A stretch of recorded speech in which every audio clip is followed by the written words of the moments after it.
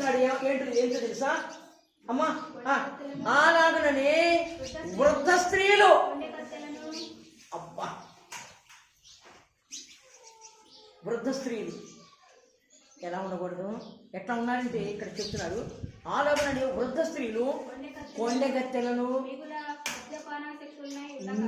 మిగుల మద్యపానాసక్తి కలిగినటువంటి వారై ఉండక ప్రవర్తన యందు భయభక్తులు గలవారై ఉండవలనని దేవుని వాక్యము దూషింపబడకుండునట్లు యవన స్త్రీలు తమ భర్తలకు లోబడి ఉండి తమ భర్తలను శిశువులను ప్రేమించేవాడైనాడు.